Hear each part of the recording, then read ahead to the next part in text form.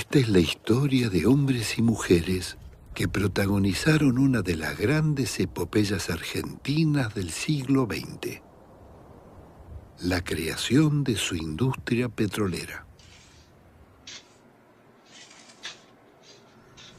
El oro negro fue descubierto en 1907 en Comodoro Rivadavia. Poco después, el petróleo brotaba en Salta. Al ingeniero militar Enrique Mosconi se lo llama el San Martín del siglo XX por el aporte extraordinario que dio a la industrialización y autonomía del país. En la Argentina pastoril de los años 20, Mosconi, con su compañero el general Alonso Baldrich, construyen la primera petrolera estatal del mundo. Yacimientos petrolíferos fiscales.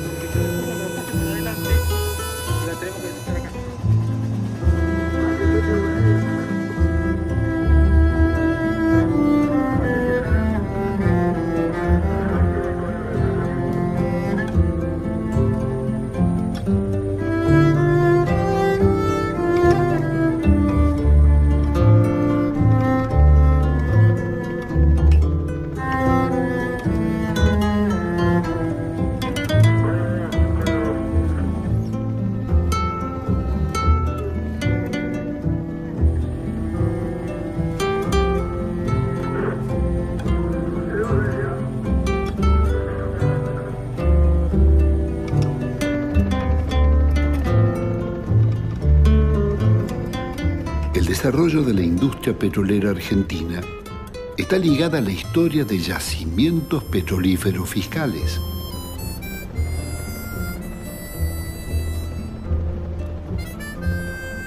Amigo de Jorge Newbery, pionero de la aviación civil, Enrique Mosconi había ganado fama como organizador de la aviación militar. Cuando una multinacional le niega combustible para los aviones, convence al presidente Hipólito Yrigoyen que se puede construir en el país una industria petrolera sin depender del capital extranjero. En los tiempos del Made in England, Mosconi debe inventarlo todo. Sabe que la suerte del país depende de la capacidad para crear tecnología y autoabastecerse de petróleo. En pocos años, multiplica los pozos perforados y unifica el precio de las naftas en todas las provincias. Prueba que es posible construir una empresa pública proba y eficiente, capaz de competir con las privadas en la conquista del mercado de combustibles. Reinvirtiendo las utilidades de YPF y tomando créditos del Banco Nación, construyen en La Plata la mayor destilería del país. Para que el banco les entregue el dinero, miembros del directorio de la compañía tuvieron que dar sus propiedades en garantía. Mosconi logra imponer que los hidrocarburos son un recurso estratégico al servicio de la nación. Todos los gobiernos lo reconocieron como política de Estado. Es en la década del 60 que el gobierno de Arturo Frondizi otorga concesiones petroleras a las multinacionales. Poco después, el presidente Ilia anula esos contratos y será una de las razones de su derrocamiento. En 1982 se alcanza el autoabastecimiento. Los laboratorios de YPF exportan catalizadores a Francia, Italia y España. La dictadura del general Videla endeuda a YPF y Gas del Estado con empréstitos millonarios que fueron derivados a la compra de armamentos y al mercado financiero. Culminaba así un proceso de corrupción y saqueo que termina con la privatización de las empresas.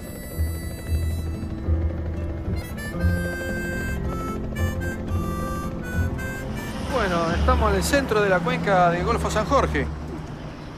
Esto abarca hasta el sur de Chubut hasta el norte de Santa Cruz. Son centenares de kilómetros hacia el oeste, centenares de kilómetros hacia el este y hacia el sur de esta región. Es la segunda cuenca de importancia en el país. Hay miles de pozos. Producen desde 5.000, 10.000 hasta 30.000 y 40.000 litros por día de petróleo. A $70 son varios miles de dólares por día que producen estos pozos.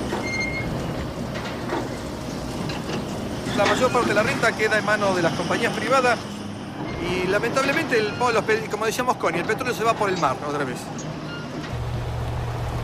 Mi nombre es Rodolfo López, me dicen Chiru, en YPF me pusieron Chiru y tengo como 30 años en esto. Yo soy originario de La Plata y me recibí de ingeniero mecánico. Estudiamos con muchos amigos en Buenos Aires con una beca de YPF, un año de posgrado para recibirnos en ingeniero en petróleo, en el caso mío y otros de especialistas en explotación. Y después tomamos la decisión, un grupo muy grande de amigos y compañeros que nos conocimos ahí de distintos lugares del país, tomamos la decisión de distribuirnos en el territorio para trabajar en la campaña. En aquella época pensábamos que el título que teníamos, la profesión que teníamos era para hacer algo por el país y en la actividad petrolera teníamos que estar en los yacimientos, para poblar, para desarrollar, para YPF, algunos para Gas del Estado, otros para ferrocarriles se fueron. Y también un poco el romanticismo, el hecho de decir trabajo con la gente en el campo, en la parte más dura, trabajar en los campamentos petroleros, explorando, buscando especialidad perforación más que todo de exploración. Lo único que lo mantiene uno es la mística, esa cuestión que uno ha elegido este oficio y con el tiempo uno se siente una especie de orgullo, una especie de identificación con el oficio, genera una cierta mística.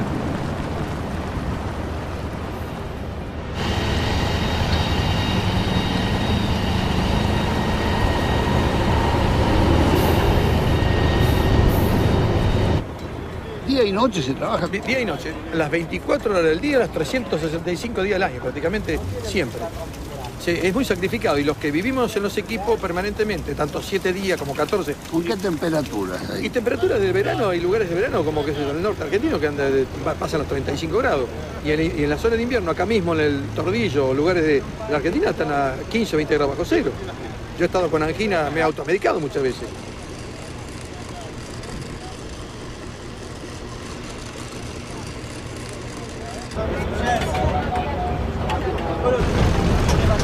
Los trabajadores petroleros están expuestos a posibilidades de grandes accidentes. O sea, la cantidad de accidentes ahora han bajado, porque se cuidan mucho las compañías de tener los índices bajos para conseguir créditos blandos.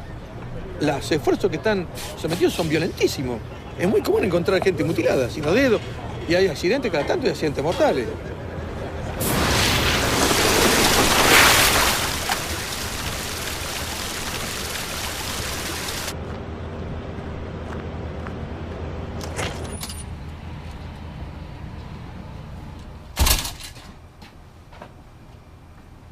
Che, ¿cómo es vivir aquí en soledad?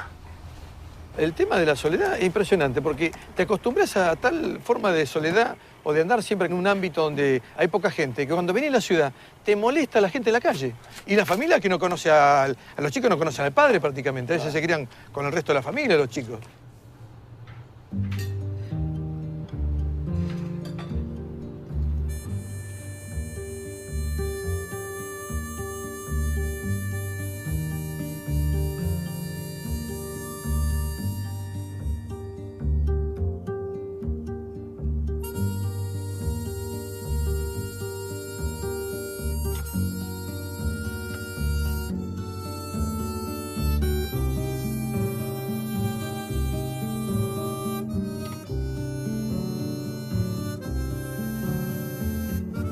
¿Qué recordás como lo más duro? Toda esta lucha y toda esta etapa histórica de los últimos tiempos tuvo grandes dolores. Dolores que se pueden comparar con cuando uno entierra a los viejos, como me pasó a mí. Y otro que también es una especie de madre o de vieja o de algo superior a todos nosotros que nosotros luchamos, que era la empresa estatal YPF. No lo podíamos concebir, una cosa que era imposible de concebir, que desaparezca de la faz de la tierra una empresa estatal. Era una cosa inconcebible. Una tristeza, una congoja, una tristeza muy fuerte, una cosa, digamos, una cosa muy difícil de explicar. Hay compañeros que se han enfermado, algunos que se suicidaron y otros que se murieron prematuramente por eso.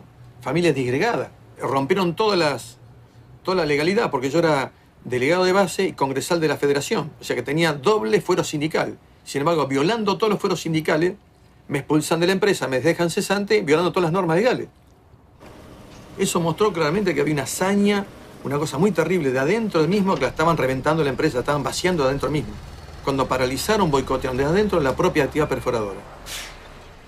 Le quitaron la energía, le quitaron el combustible, el abastecimiento de materiales de insumo. Camionetas que serían para trasladar a los compañeros a trabajar, también fueron eliminadas.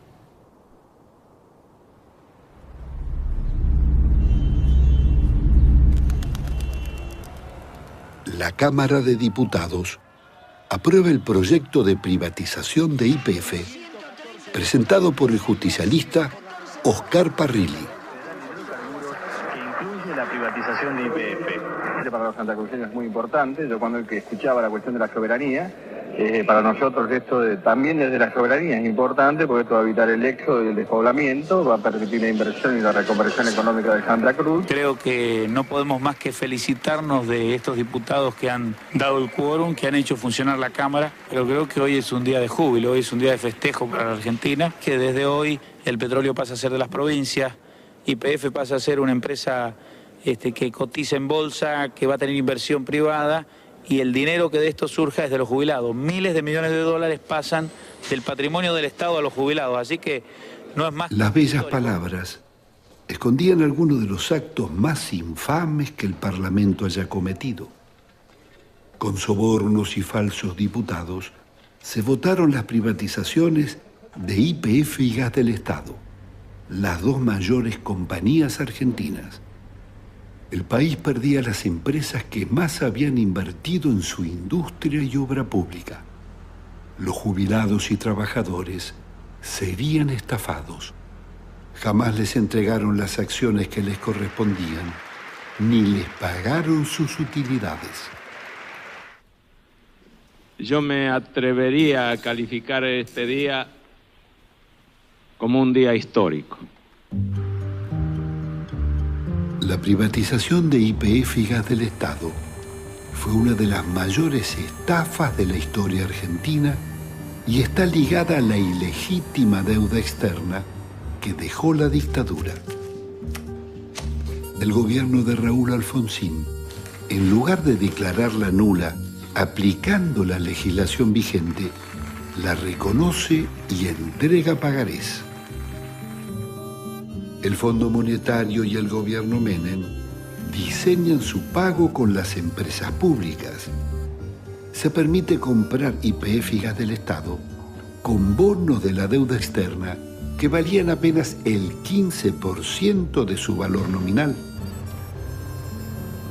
Con la privatización, en 20 años el país cedió a las petroleras 5.000 millones de barriles de crudo. Una riqueza equivalente a precios de hoy a 500.000 millones de dólares.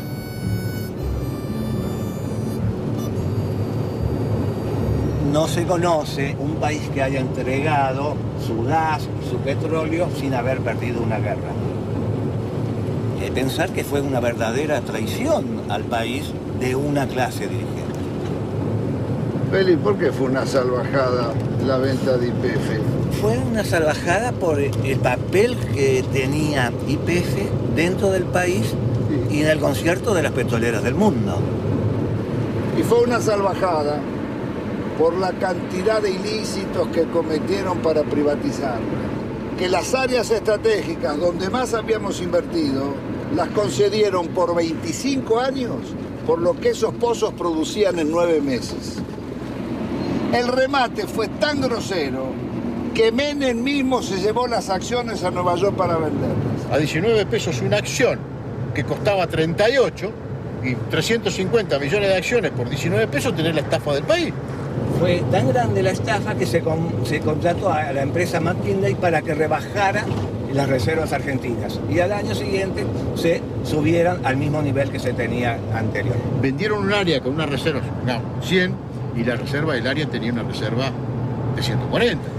Nos ha castigado con las tarifas más caras del mundo y paga regalías de las más bajas del mundo. Estaba el área con los muchachos adentro, con los equipos adentro, y trataban los caminos donde se colocaba el petróleo iba a tal caño, iba a tal otro caño. Toda la que está era la excelente infraestructura que habían tenido las empresas del Estado, especialmente YPF.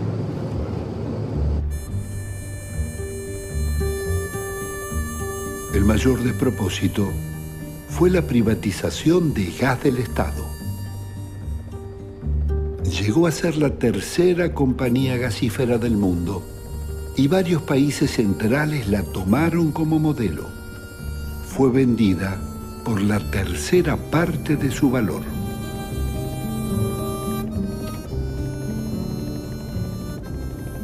Hablame de la flota. ¿Cuántos eran los barcos de YPF? La flota prácticamente llegó a tener 71 barcos desde sus comienzos hasta que termina desapareciendo en la etapa de preprivatización de YPF en el año 91, 92, 93. Pero habitualmente tenía entre 25 y 30 barcos, que era el elenco estable. ¿Y qué se hizo de esta flota? Esa flota termina desapareciendo en la etapa de preprivatización de YPF. Se desguaza y prácticamente se regaló la flota porque a Repsol no le interesaba comprar. ¿Pero qué te dio por la pasión por hacer? Yo soy hijo de Eduardo Vicent, que fue capitán de los barcos durante la década del 60. Y yo estuve a bordo de los barcos porque hice innumerables viajes en ellos. Así que los he visto desde chico prácticamente en forma cotidiana. Los barcos formaban parte de mi vida. Y después me produjo un enorme fastidio el ver cómo todo esto desapareció del mapa y nadie guardó absolutamente nada, casi todo se tiró. Y bueno, hoy en día yo tengo la enorme satisfacción de haber recuperado el archivo de la flota histórica de YPF, cuenta con 1.500 fotografías. Y creo que la flota de YPF ha sido una de las más importantes de América. Tampoco se comprendería el desarrollo industrial argentino ni la Patagonia sin la acción de YPF. Había desarrollado gasoductos, acerías, caminos y usinas e hizo nacer decenas de ciudades promoviendo el progreso social de sus poblaciones. Ahí estaban, entre otras, Comodoro Rivadavia, Caleta Olivia, Cutralcó y Plaza Huíncul, que fuera el primer campamento petrolero de la provincia de Neuquén. Bueno, todo esto que está desolado, que está tapiado, que está abandonado prácticamente, era lo que era Campamento 1 y este sector era la administración, el corazón de YPF. Y esto a partir de la privatización, la gente se comienza a ir porque tiene que buscar otros medios de vida. Por eso se producen los abandonos de los hogares, digamos. Se busca otros horizontes. ¿Se ganaba bien? No, si los sueldos no teníamos ningún problema. No había problema de salario acá, de necesidades. Nunca nos faltaba un peso a nosotros. Lo que pasó fue un crimen, un asesinato. Esto es impensable. Nadie podía imaginarse que podía suceder una cosa de esto, una desertificación de esto. Los desocupados no solo fueron los de YPF. A ellos se sumaron otros miles de las industrias y comercios que cerraban. En el invierno del 96, Cutralcó protagonizaría una pueblada. ¡Nos están cagando! ¡Estamos cagando de hambre nosotros! ¡Le damos ya! ¡Le damos el petróleo! ¡Le damos la electricidad y nos pagan así! Agotados sus reclamos por trabajo, miles de desocupados se instalaron en la carretera nacional, resistiendo las cargas de la gendarmería. Con una victoria, estaban haciendo el movimiento piquetero y su primer corte de ruta.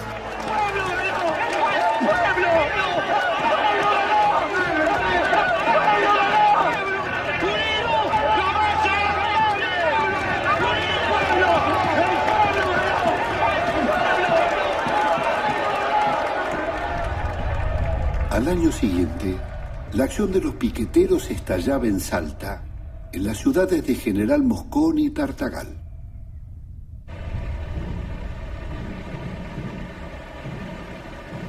Fueron 5 grandes cortes que paralizaron la Ruta Nacional 34 y decenas de otros cortes que impedían a las petroleras sacar su producción.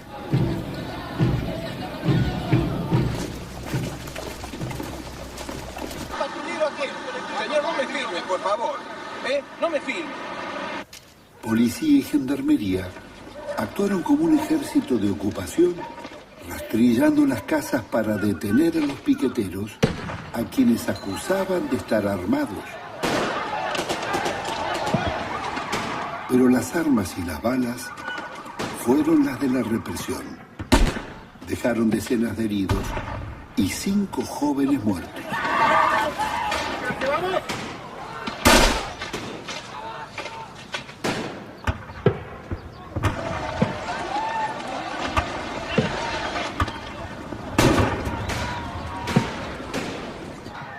El pueblo los enfrentó con coraje y los obligó a retirarse.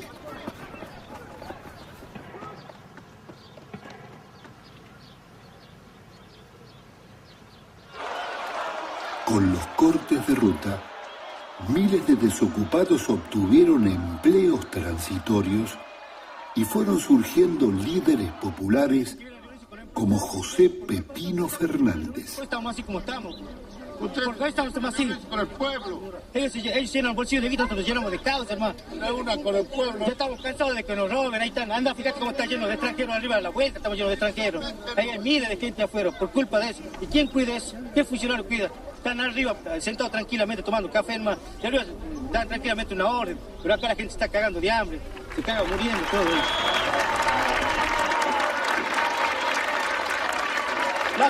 Plaza de Héctor Trigoyen, acá de General Mosconi. Así que todo lo que me quiera acompañar, puede estar.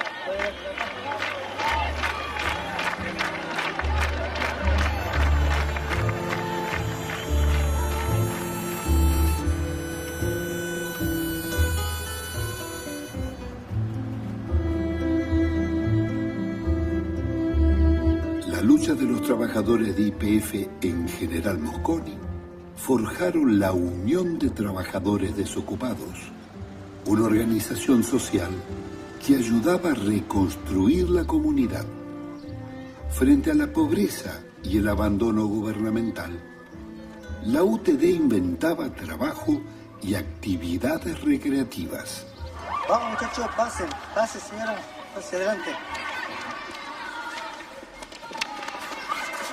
Esto parece un club, Pepino. No, este no es un club. Acá funciona la oficina de la Unión de Trabajadores Desocupados, donde tiene sus oficinas técnicas, su oficina administrativa y los talleres culturales. Funciona acá la parte también deportiva, como es hockey sobre césped, básquet, fútbol infantil.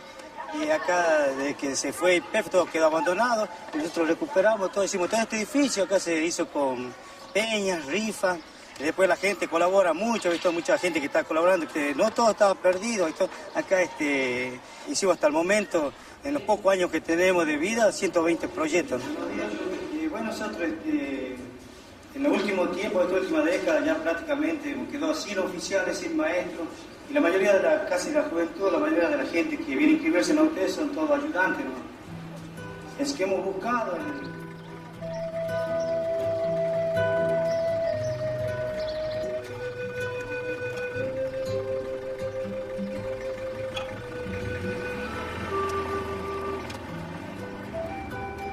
Bueno, yo entré en YPF en abril del año 75 y trabajé en todo el yacimiento norte.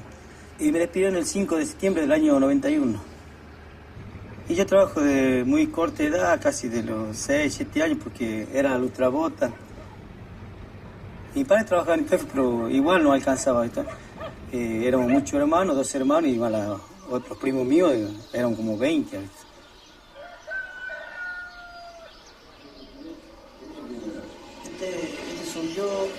Este es Pepino, cuando éramos chicos. Este es mi viejo cuando está en el ejército. Estos son mi bisabuelo. Estas son fotos mías cuando era chico. Este es Pepino. Acá está mi viejo. Acá trabajó en la polvorilla mi abuelo y mi viejo. En el viaducto La Polvorilla. Y dentro de todo no me quejo, porque los hijos me han dado buena satisfacción. Él entró a los 15 años en IPF como aprendiz. 14, bueno. Y el otro, el gordito, también entró a los 18 años. ¿Cuál es el gordito? El gordito, mi hijo. Ah, Pepino es el gordito. Pepino es el gordito.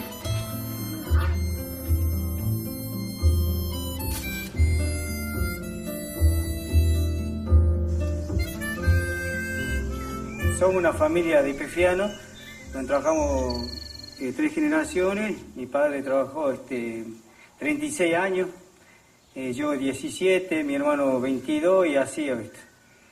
Acá estamos donde General Mosconi verdaderamente hizo mucho, incluso este pueblo se llama General Mosconi, en honor que verdaderamente luchó tanto contra el Standard Oil. Y esta foto le dedico el General Mosconi a mi padre, donde acá se lo respetaba mucho esto porque verdaderamente era el que verdaderamente le dio vida a esta zona, ¿no? Cuando la Standard Oil se quería adueñar de todo esto, por los años 1917, 20, el patrón Costa, asociado a la Shell, querían quitarle todas las tierras estas para que no se las entreguen a IPF. Y el general Mosconi luchó tanto que después, en el año 1927, se llama Yacimiento Norte.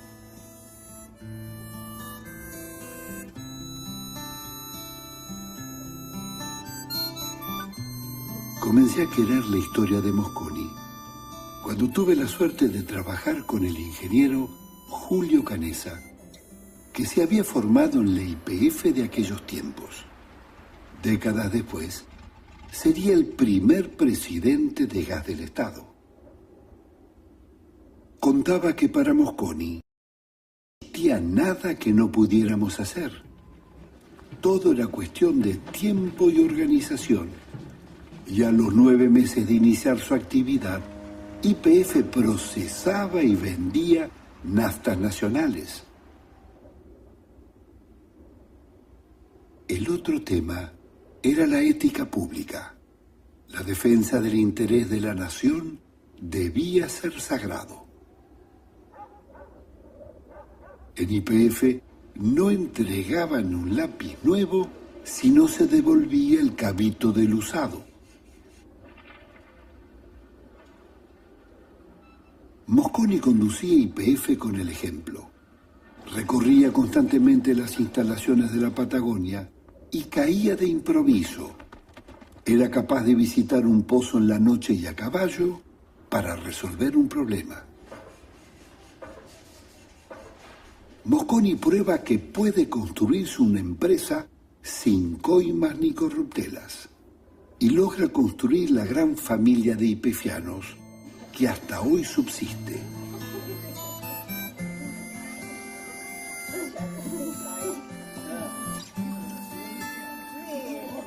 Primero me decían que no me meten en esto, porque yo siempre soy un trabajador, ¿no? Y me metí, después ya no, cuando empieza a luchar por ya no puede salir, ¿viste? Mosconi está entre 20.000 y 25.000 habitantes. Acá es el segundo productor de gas del país, ¿viste? Después de Neuquén está Mosconi. Y están las reservas más grandes, ¿viste? De Latinoamérica, ¿no? ¿Es la misma cuenca que une con Bolivia? Exactamente, nace en Potosí, muere en el río Pescado, en Orán. Y como ve usted, nuestro pueblo está abandonado, que no tiene ni pavimento, no tiene siquiera. Todo esto no tiene cloaca, claro. No tiene nada, ¿viste? El 70% de la población no tiene gas. Y por eso hablamos mucho también del saqueo y la crisis energética, una crisis ficticia, ¿viste? Que no tiene que haber. Que no había problema con el gas. Y esto quedó abandonado de que se fue YPF. Acá tenía una gran actividad. Todos estos almacenes han quedado abandonados. Todo se está tirando acá en el norte, como se quema y se ventea el gas. Acá todas las frutas se pudren, todo se tira, ¿viste? Pero todo esto era lo de YPF. Todo era YPF. Toda la parte de estos galpones estaban llenos de materiales, de mercadería, de herramientas. Antes todo se hacía en Argentina, pues por eso se perdió toda la industria pesada, se perdió. Por ejemplo, Alto Horno Zapla mandaba los caños y las camisas de las bombas hidráulicas para acá. Y actualmente todo eso ya no se hace, todo lo mandan ya de Estados Unidos, pues. Y hasta las herramientas todas traen de afuera, creo que hasta los bulones, el más chiquitito lo traen de afuera. Entonces acá ya no se hace nada. Estas son las torres de perforación que están abandonadas. ¿Esta? Es un carro de maniobra y un rumano F320. Sí. ¿Para qué? Es para perforar pozos de 5.000 a 7.000 metros, que actualmente la hacen equipos de perforación de Estados Unidos. ¿Y podrían andar? Sí, pueden andar tranquilamente. Sí, actualmente en el sur, hasta los equipos de pooling de museo están trabajando para sacar 1 metro cúbico de petróleo. Estas multinacionales van a hacer saqueo nomás, porque incluso... ¿Por qué saqueo? Porque no hacen la inversión, hagan esos pozos viejos que yo estoy hablando, porque el YPF ellos lo están reactivando cuando no está permitido eso. Ese es un robo que le están haciendo, ese es saqueo. ¿Quién controla? Acá no hay un control porque las empresas grandes petroleras declaran a través de una declaración jurada su producción.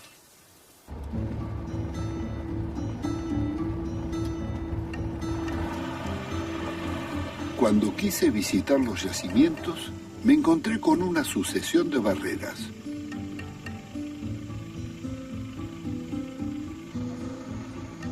Como pasaba con las concesiones mineras, también las petroleras cortaban rutas como si fueran estados privados dentro de la provincia.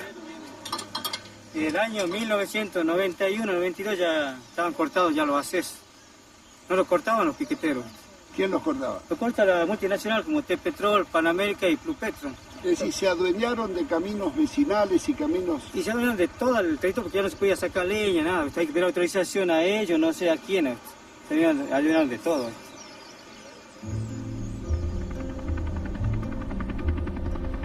Las petroleras privadas argentinas fueron favorecidas por la dictadura del general Longanía, que les entregó yacimientos que estaban produciendo.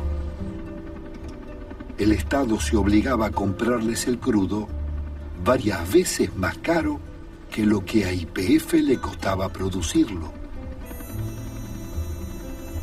Los contratos continuaron con el gobierno de Raúl Alfonsín. Con las concesiones de Menem, le cedieron a las petroleras el ciclo completo de su extracción, refinación y venta. La concentración monopólica hizo desaparecer 2.500 estaciones de servicio privadas. Al final de su mandato, Menem autoriza la venta total de YPF a la española Repsol.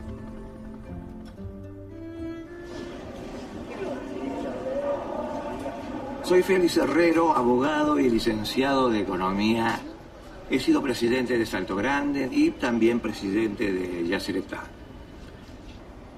Cerro Dragón fue descubierto por YPF en el año 1957. El gobierno de Arturo Frondizi, sin licitación, se le entrega a la multinacional Amoco, que pertenece a la Standard Oil, y que se asocia con los hermanos Bulgeroni, que tienen la empresa Bridas, fundan la Pan American. La Pan American Energy fue cambiando de socios. Amoco cedió su parte a la British Petroleum, que la acaba de vender a la petrolera estatal china, compartiendo su propiedad con Bridas. El yacimiento está ubicado a 80 kilómetros de Comodoro Rivadavia. Abarca una superficie de 5.000 kilómetros cuadrados, donde trabajan más de 1.000 técnicos y operarios, con 2.500 pozos en producción y una planta compresora de gas.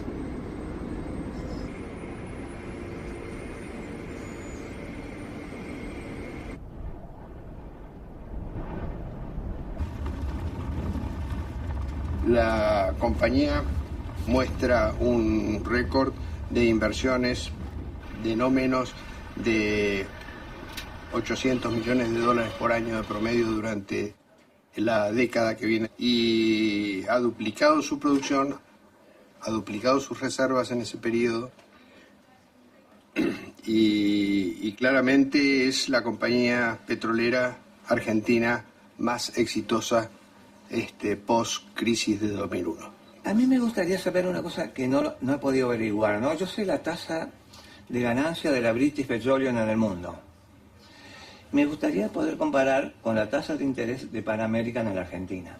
Bueno, yo reconozco, Pino, una ventaja que tiene Félix sobre mí, y es que sabe la tasa de rentabilidad de la compañía británica BP, de la cual yo no tengo la menor idea. Pero de todas maneras, lo que sí tengo idea es, estamos en un nivel en el cual a duras penas se justifica una operación petrolera como Pan American Energy en la Argentina. Los costos de producción de Pan American Energy rondan los 55 y el precio es 55.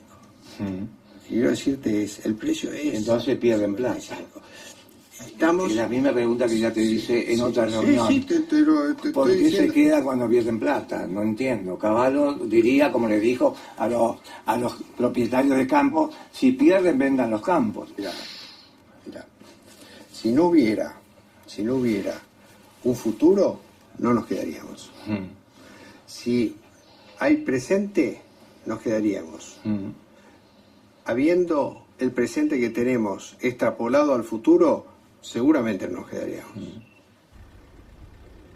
A pesar de sus quejas, las petroleras no se han ido de ningún lado, ni se fueron de Bolivia, Ecuador o Venezuela, porque su tasa de ganancias es enorme. Gozan de beneficios extraordinarios que no tienen las otras empresas y declaran en sus balances el costo del barril entre 6 y 7 dólares, mientras lo venden a las refinerías a una media de 50.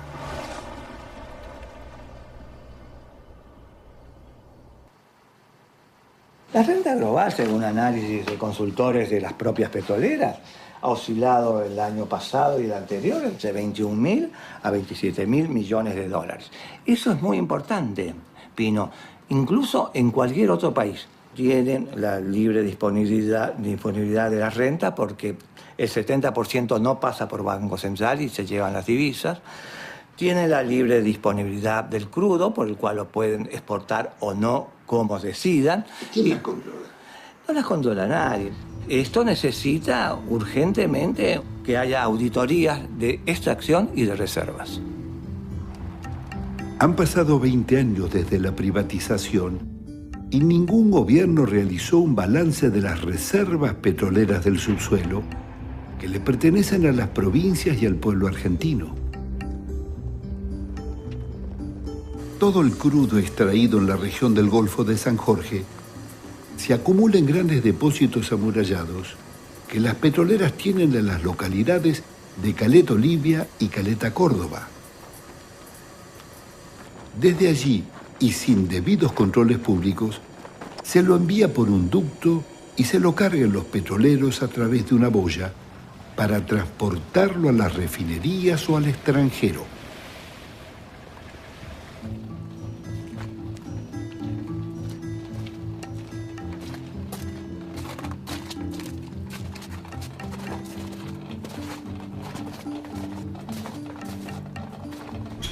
Hola, ¿qué tal? ¿Cómo estás? Gusto. Bueno, recibirte una gran alegría para todos nosotros después de la última vez que estuviste. Bueno, yo soy Víctor Bravo, soy ingeniero en petróleo, ingeniero químico de la Universidad Nacional del Litoral. En 1963 obtuve una beca de yacimientos petrolíferos fiscales en el Instituto Argentino del Petróleo de la Universidad Nacional de Buenos Aires. Acá estamos en tu covacha. En mi covacha, sí. Y trabajo justo en compañía de mi hijo. Este es el segundo, es el que ha seguido mis pasos, superándolos. Y hace 10 años que trabaja conmigo. Gonzalo quiere presentar acá a Pino. Adelante. Para que vea que realmente trabajás. Soy el del medio, soy el segundo. Está bueno. Un gusto, Pino, bienvenido. Gracias. ¿Cuántos hijos tenés? 4. Uno falleció de chiquito y quedan 3 vivos, ¿no? Decime, Víctor, ¿cuál fue el resultado de las concesiones petroleras? Los famosos contratos petroleros fueron exitosos, entre comillas, únicamente en lo que se refiere a la producción, porque las empresas petroleras privadas en la Argentina, y esta es una constante de toda la historia, hasta el 2010, no quieren invertir en exploración, no quieren correr riesgo. Las reservas petroleras que tiene la Argentina las descubrió YPF. Todas las extensiones que ha habido son extensiones de áreas ya con reservas comprobadas, es decir, correrse un poquitito al costado y encontrar petróleo en los aledaños, como está pasando ahora con Cerro Dradón, con la Pan American. Ahí no hay inversión de riesgo, ahí hay nada más que inversión de desarrollo y en producción, donde es algo así como quedarse con toda la renta, digamos, que el petróleo tiene. ¿Pero cuáles son los conceptos que manejan las petroleras? No tengo obligación como privado de satisfacer las necesidades energéticas del país, de asegurar el abastecimiento. Ese es una responsabilidad del sector público y del Estado. Entonces, yo vengo, no invierto, me llevo la mayor parte del petróleo, lo exporto. Esa barbaridad que se hizo en la época de Menem, que se exportaba casi el 40% de la producción de petróleo, una verdadera barbaridad, a $22 el barril, porque estaba muy bajo el precio en esa época, y vamos a tener que importarlo a 80. Este cambio de política, de delegar la inversión y la expansión del sector energético, no solo el sector petrolero, sino todos los sectores, en manos privadas, ¿a qué nos ha conducido? Nos ha conducido a la desinversión, nos ha conducido a la falta de pozos exploratorios, a la caída de reservas. En gas natural estamos en 8 años y prácticamente el gas estaba casi en 30 años. ¿Qué se hizo con el gas? Lo mismo que con el petróleo. En lugar de hacer inversiones en gasoductos para llevar el gas dentro de la Argentina, se dilapidó también el gas. La privatización fue una gran operación de vaciamiento que terminó en un fracaso. En lugar de multiplicar las reservas existentes, las petroleras se las llevaron a los países vecinos y hoy Argentina importa gas. En los años 90 se construyeron 11 gasoductos, 8 para Chile, 2 a Uruguay, 1 a Brasil y ninguno en nuestro país, que sigue con el 40% de su población sin gas natural.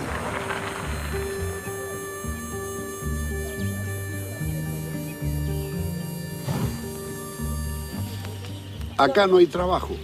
No hay, señor, no hay. Y ve, así hay que estar para conseguir trabajo. Son muchachos jóvenes que muchos tienen familia y esta es la consecuencia de las petroleras. Estos chicos que están acá son nacidos y criados acá, lo conocemos desde muy niños. Entonces nos duele verlo en esta situación y que nadie aparezca para darle por lo menos un trabajo. Ellos luchan porque no se quieren ir a la Patagonia. Casi todos están yéndose a la Patagonia. Acá es prácticamente un barrio de mujeres solas, digamos. Este corte es por tiempo indeterminado y estamos pidiendo que YPF vuelva nuevamente a la zona para realizar pozos de exploración. Repsol está explotando todos los pozos que eran del Estado, están robando gas y petróleo. Son delincuentes los de Repsol, son ladrones. ¿Usted por qué cree, señor, que está faltando gas, está faltando nafta, gasoil y grasa? Porque Repsol no destila en la destilería Campo Durán. Están mandando todo el crudo al exterior, todo el gas al exterior. No destila absolutamente nada, señor. Ellos dicen que la culpa la tiene el que corta ruta, que no hay combustible. No, señor. La culpa tiene Repsol. ¿Ellos qué hacen? A un pozo de 5.000 metros que está cerrado de YPF, hacen un pozo de 300 metros, hacen un side track, rompen aquí y le voy a explicar algo. Para poder perforar esto, hacen 3 meses de trabajo. Después, ¿qué hacen, señor? Manda por aquí para limpiar el yacimiento de YPF, ácido muriático, clorhídrico, agua regia. Señor, y cuando limpian el pozo de petróleo, ¿qué pasa? ¿Qué sale al medio ambiente? Sale todo el producto contaminando las napas, contaminando el medio ambiente, matando a la gente. Mire, señor, el que produce todo eso, y eso en carne propia sufrimos nosotros. La famosa ley Manía dice que corren los bichos de la zona del monte y viene a la población. nadie controla, señor, se llevan el gas, se llevan el petróleo y acá pagamos el gas más caro del país. Las famosas garrafas sociales aquí no se conocen, No llegan, el único lugar que se conocen son en Tartagal, seguimos pagando 47, 49 pesos, 63. Y nosotros hemos nacido y nos hemos criado acá y tenemos que luchar no queremos que esto se muera. Esto es nuestro, nosotros lo consideramos nuestro, porque nuestros padres trabajaron en YPF, nuestros abuelos trabajaron en YPF, nuestros maridos trabajaron en YPF. Esta es la vida que nosotros hemos elegido y por eso estamos luchando. Paliza me llevó hacia uno de los 300 pozos del Estado que siguen siendo productivos y los explotan sin estar concesionados. ¿Está en explotación este? Todo está en explotación porque Repsol abre esa válvula, saca el gas y petróleo, cargan los camiones, cargan los poliductos, se los lleva al sur, no sabe a dónde, porque ni siquiera usan la destilería de Campo Durán. ¿Y cómo es posible? Mire, señor, yo desgraciadamente hasta ahora no entiendo por qué la nación, la provincia o el municipio no pone un aparato que le diga, señor, aquí produce tanto gas y petróleo por día para que estemos informados. ¿Sabe qué nos informa a nosotros? Repsol, a través de las UTE que están en Tartagal, señor, aquí produce 3 gotas de petróleo y nos pagan un porcentaje de las 3 gotas de petróleo, cuando todo es una mentira, una sarta mentira.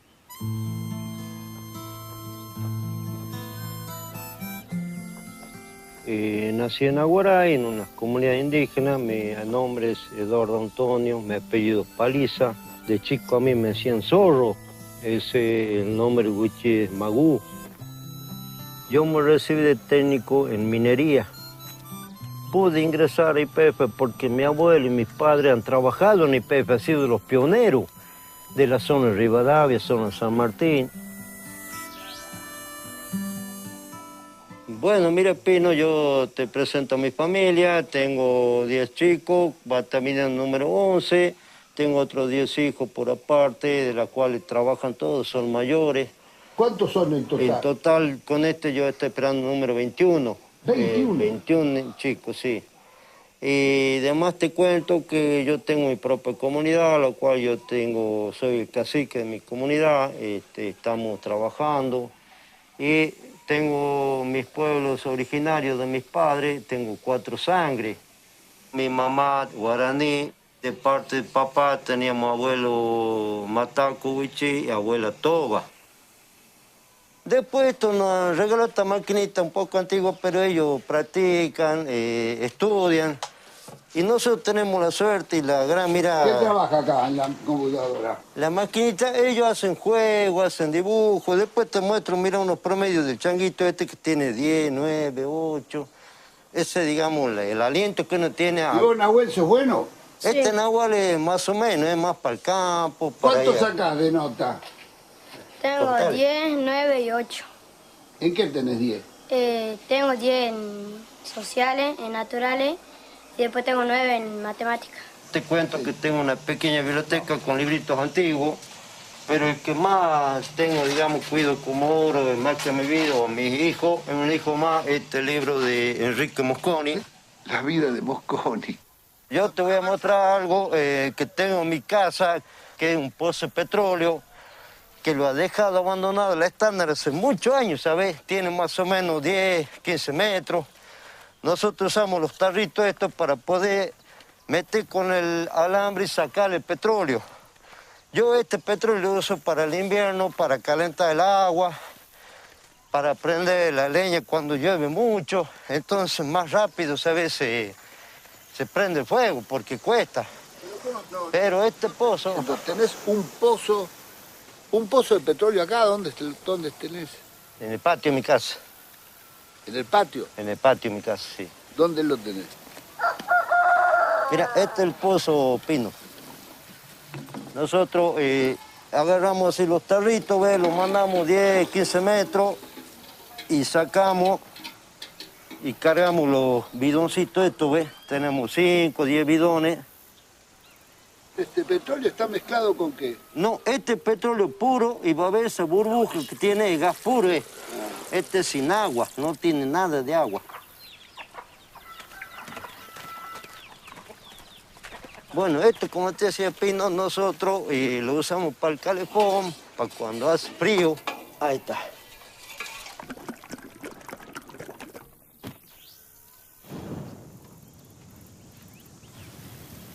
Ese tiene agua, tiene la entrada fría por aquí y sale la caliente por aquí.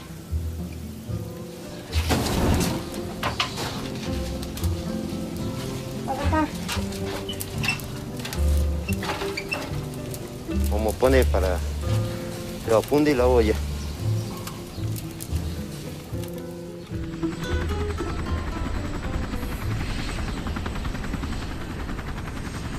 Al retirarse el Estado de la explotación petrolera, desaparecieron los controles públicos para reducir la acción contaminante en los yacimientos.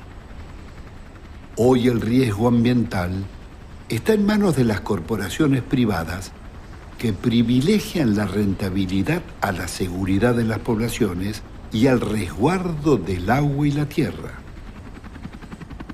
La construcción de grandes piletones al descubierto para acumular los desechos petroleros se hizo norma en los yacimientos. La contaminación del ambiente y las napas de agua es permanente. Esta es una de las tantas piletas que se encuentran semitapadas, donde se encuentran todos los líquidos que tiran de diferentes pozos, de diferentes contaminaciones que hay en todo el territorio de la comunidad. Y bueno, acá vienen los animales, toman agua, los pájaros que muchas veces se confunden por como que fuese agua, caen a la pileta, quedan ahí metidos acá. No, y decíamos, esta pileta que está acá es la más peligrosa y contaminante que hay acá en la zona, porque si ustedes ven hacia el bajo, esto está en una zona muy alta. Cada vez que llueve, esto se inunda, rebalsa. Y cuando esto rebalsa empieza a bajar por cada uno de estos cañadones que hay acá alrededor, y estos cañadones van a parar allá al río Neuquén. El aire no queda solo en Painamil, Cachuipaín, el aire circula, el aire anda, viaja, como dicen nuestros mayores. El aire es un medio de comunicación y el medio de comunicación está andando mal porque está contaminado, entonces nos está contaminando a nosotros, contamina al de más abajo, al de la ciudad y así a distintos pobladores de esta región. Los animales, las plantas, nosotros vimos todo este camino que hicimos, las plantas están secas, la tierra está totalmente degradada. Vimos cómo la napa está totalmente contaminada. Y la napa no está quieta, la napa tiene su curso. Y ese curso contaminado sigue, digamos, el desnivel de la tierra.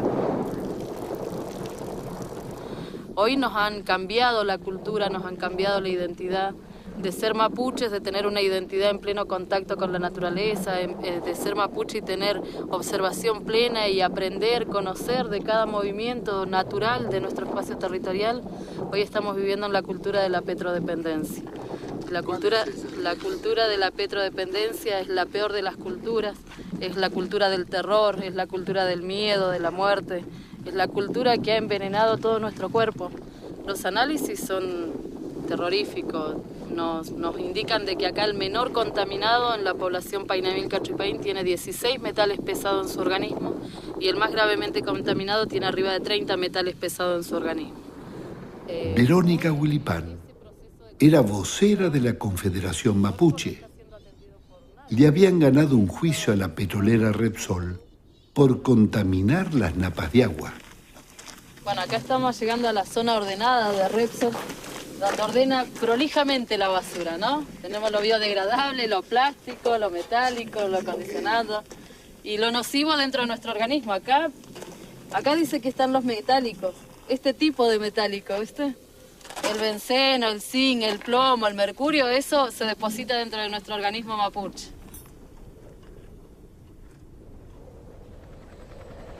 Tenía razón Verónica Huilipán. La cultura de la petrodependencia y el irracional consumo de los hidrocarburos son las causas del efecto invernadero y el cambio climático. Después de haber impulsado durante siglo y medio el desarrollo del capitalismo y la sociedad de consumo, La civilización del petróleo ha comenzado su ocaso. El calentamiento global está provocando la disminución de los glaciares, que son la principal fuente de agua potable, y si la humanidad no reacciona a tiempo, nos encaminamos hacia una tragedia ambiental con grandes sequías, inundaciones y millones de muertos.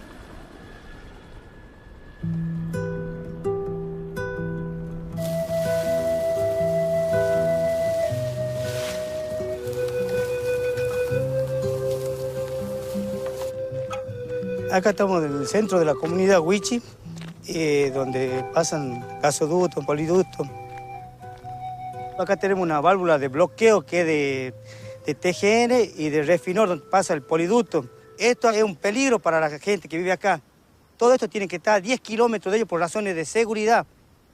Ya tenemos ya de antecedentes, como fue en la mesita acá en Güemes, que se reventó, y murieron 17 personas. La empresa, por no invertir en hacer otro gasoducto hasta Buenos Aires o hasta otros lugares, sobredimensiona la línea.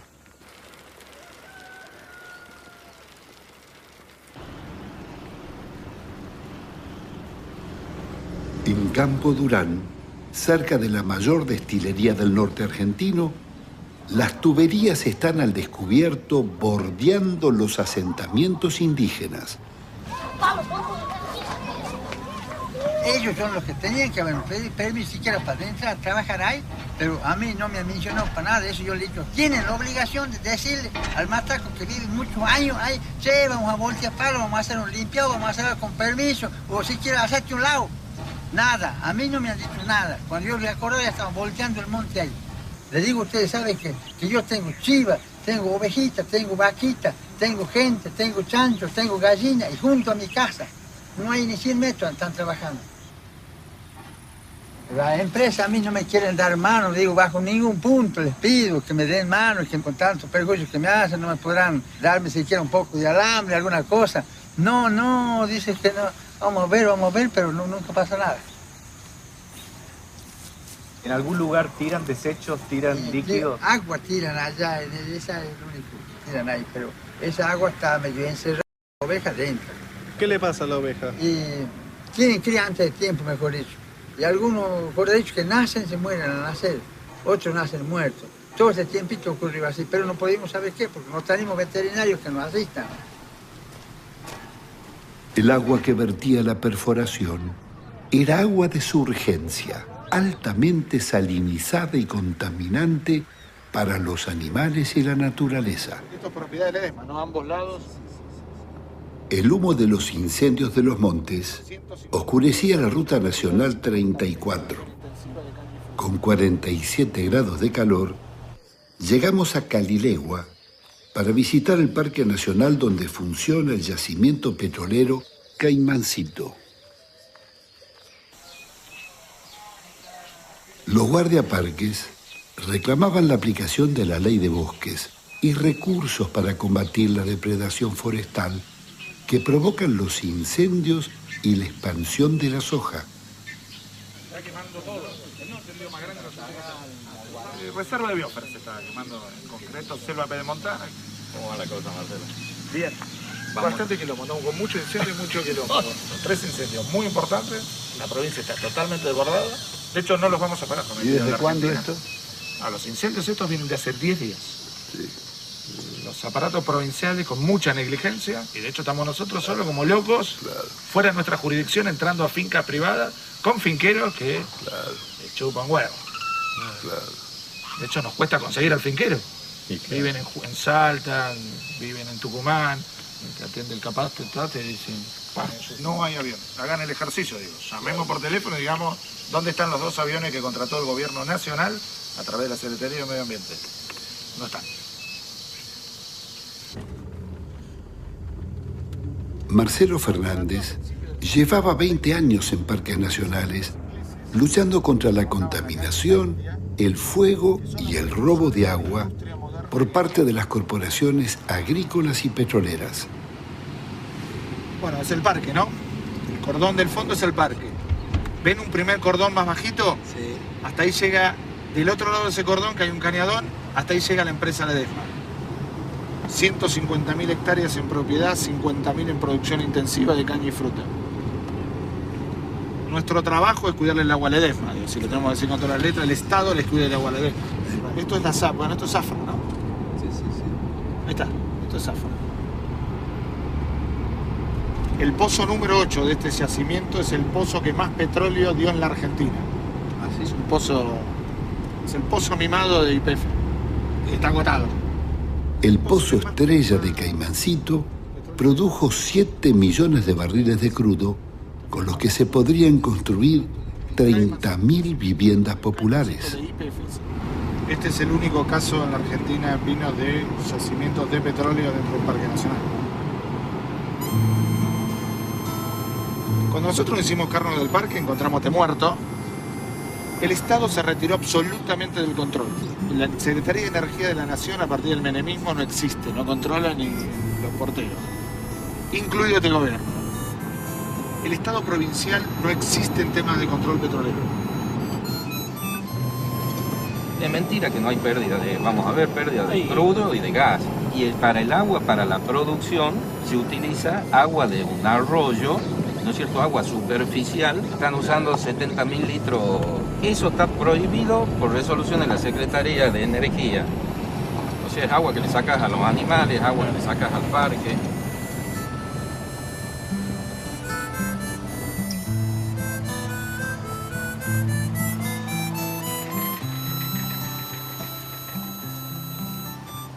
El yacimiento existe desde el año 69, cuando el Estado Nacional, a través de YPF, decide explotar este yacimiento. Y en el año 79 se crea, en plena dictadura militar, el Parque Nacional Calilegua. Y desde entonces lo que existe claramente es una incompatibilidad de usos de la tierra. El Estado Nacional decide generar un área protegida con restricción al uso minero y petrolero. Este parque, donde adentro ya tenía una decisión de el mismo Estado explotar el petróleo.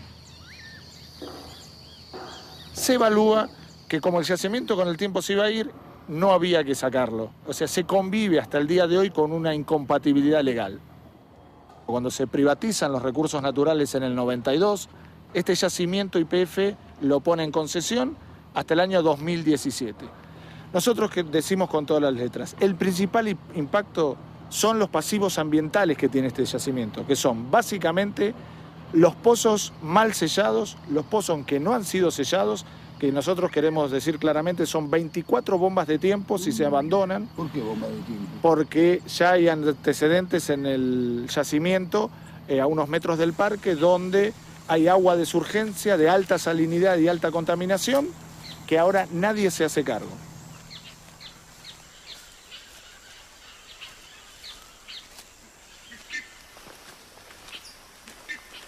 Bueno, acá estamos llegando a la locación del pozo JCA 17. Es un pozo que actualmente se encuentra inactivo, es decir, que no se está extrayendo petróleo y que, como podemos ver, se encuentra en muy malas condiciones de mantenimiento. Eso es agua de lluvia que se acumula en la bodega del pozo y con restos de hidrocarburos, grasas y elementos que se utilizan para el mantenimiento de la válvula. Esto en general tendría que tener una tapa, una reja para evitar que caiga fauna o que bajen a tomar agua.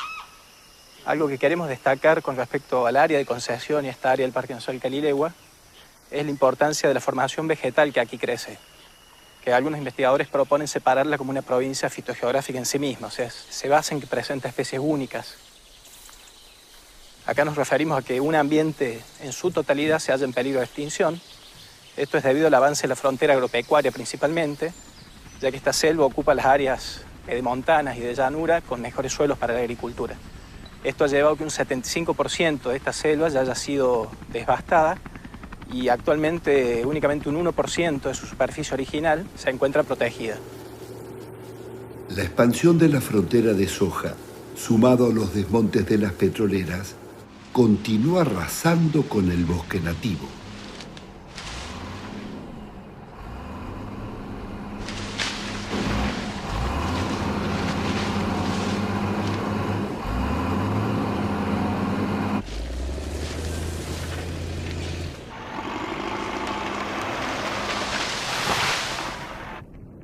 Desde 1977 en Salta fueron desmontados casi el 30% de sus bosques.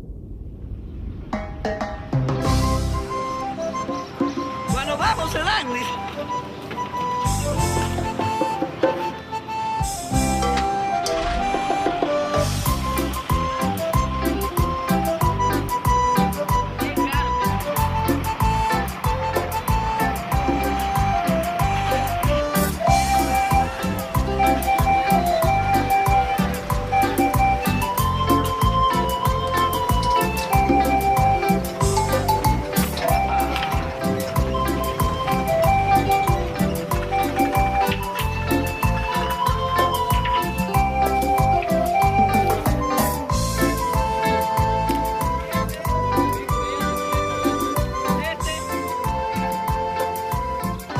Esta es la madera que queman las grandes empresas.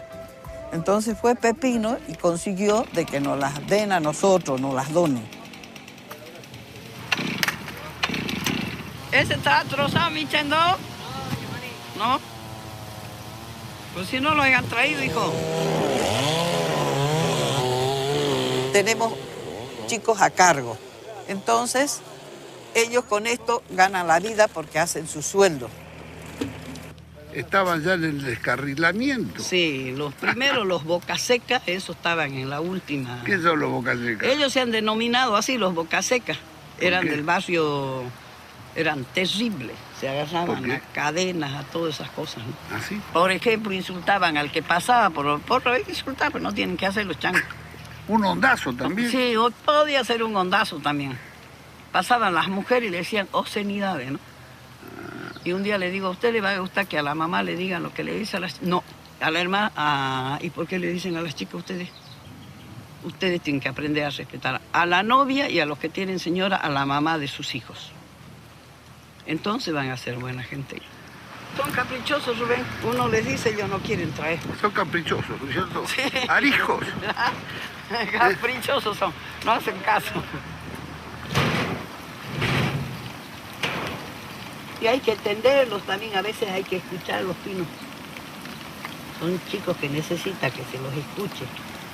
Yo les doy cariño, los hablo. A veces les hago unos sándwiches en mi casa. Van a comer ahí, toman su vinito y a cierta hora, bueno, a la casa le digo. Y se levantan calladitos y se van. Gracias, doña María. No, bueno, listo. Y acá yo les digo, ustedes tienen que aprender a ser responsables. No crea, yo los castigo, no vienen el lunes y nomás los suspendo la semana entera. Para que aprendan a tener horario y a saber que tienen que ir a trabajar el día lunes. Así les digo yo. Ustedes acá tienen que venirme de lunes a viernes. Ustedes el sábado, el domingo en la tarde, el sábado, el domingo en la tarde tienen que dejar de chupar porque el otro día tienen que venir a trabajar. Las madres van a veces a hablarnos a nosotros. Yo tengo 2 o 3 que han ido a la madre. Doña Mari, déjeme a los changos hasta el viernes. No los traiga, porque aquí vienen a chupar nomás.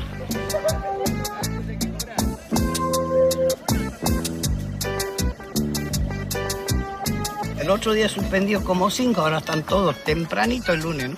Por ahí van y se quejan a Pepino. Y me dice Pepino, a ver, ¿dónde está la mano dura? No, señor, le digo, usted no se meta, porque yo manejo a los chicos, no usted. Bueno, doña Mari, pero no. Tienen que aprender a saber que mañana usted los va a meter en una empresa y ellos tienen que saber respetar sus horarios, respetar el lugar donde están y que saber cumplir, si no, que se queden en su casa. Los primeros que he tenido ya son hombres de 30 años, imagínense, se casan y soy la primera invitada. Todos esos chicos van y me dicen, doña María, acá está su nieto. Y el día de la madre me decía uno de los chicos, yo vengo a agradecerle, dice, porque mi madre me trajo al mundo. Me dice, ¿no? Pero usted me ha guiado en la vida. ¿Está bueno, muchachos? Un aplauso para la Mari, entonces. ¡Que llore! ¡Que llore, mi mamá! ¡Que llore! La Mari se había integrado en la Unión de Trabajadores Desocupados desde su fundación. Participó de los cortes de ruta y de sus proyectos comunitarios. Dirigió talleres, plantó árboles, limpió las calles del pueblo e hizo trabajo comunitario. Vivía sola, rodeada por sus plantas. Yo nací en Santa Cruz de la Sierra, Bolivia. Soy única hija. Vine a la Argentina hace 40 años que estoy en Argentina. Vine por estudiar, pero no estudié nada. Estudié peluquería y con eso, ese fue mi medio de vida durante 35 años. Yo me siento querida con la gente de la UTD, con todos, ¿no? Con estos chicos como Pepe, Tomás, Sedán, Hippie, Chiqui, esos son hijos míos. Según ellos, dice que el hijo preferido es Pepino y Sedán, y los otros son entenados, dice. No, pero yo los quiero igual a ellos, a todos. Y estoy muy agradecida con Dios porque me ha dado estos hijos que no tengo, me los ha dado, ¿no? No son míos, pero los tengo conmigo. La destrucción del bosque que retenía las lluvias tuvo consecuencias trágicas. El agua que bajaba de la jungla fue un torrente imparable que destruyó puentes, carreteras y viviendas. En Tartagal, la inundación de febrero del 2006 dejó un saldo de varios muertos y decenas de familias sin casas.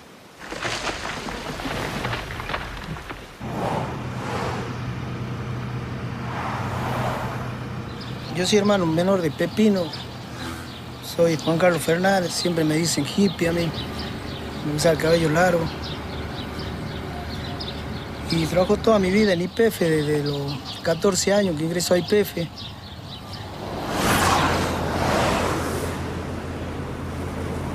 Esta es la Ruta Nacional 34 y estamos acá cerca de donde se ha prácticamente formado un río totalmente natural, que a lo mejor con el tiempo lleve un nuevo nombre.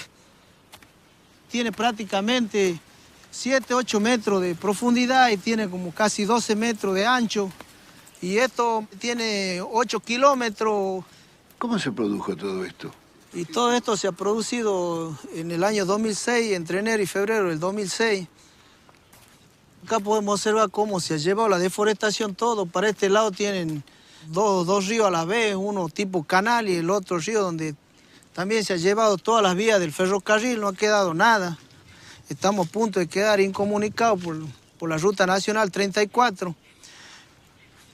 Yo creo que con la destrucción que están haciendo, prácticamente nos están haciendo desaparecer como pueblo a nosotros en estos momentos. Y en este barrio han muerto alrededor de 10 a 12 personas, gente joven que se ha ido. Las enfermedades siempre son parecidas. En este caso ha muerto una persona de diabetes. Al otro lado ha muerto una chica muy joven con lupus, acá en este caso en la casa esta del lado. En la esquina también tenemos otro muchacho que ha muerto con 42 años, con una enfermedad pulmonar. Y allá, bueno, la casa que está allá al frente, la casa amarilla, son las casas paternas de mis padres, que ahí también ha muerto mi hermano. Y él ha muerto hace 2 años, y él ha muerto de pancreatitis. La primera enfermedad que tuvo fue hepatitis, a través del agua es lo que se transforma la enfermedad de hepatitis.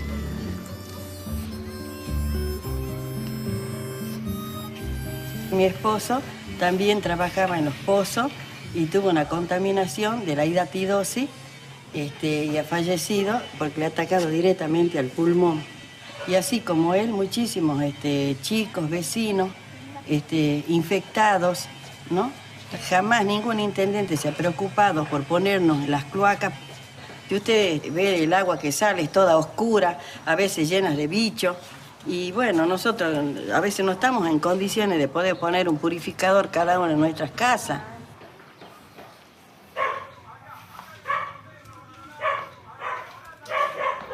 Daniel, ¿qué fue lo que te pasó? Y bueno, me agarró el lupus. Sí, yo empecé a tener dolor en las piernas, se me empezó a poner roja. No sabían lo que era, los médicos no sabían decirme qué es lo que era.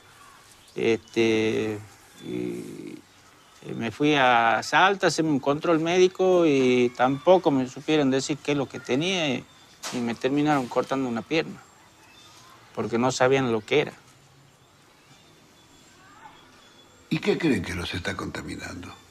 Los pozos petrolíferos están usando químicos y están echando a perder las napas. Y tenemos que tomar agua contaminada. No nos queda otra.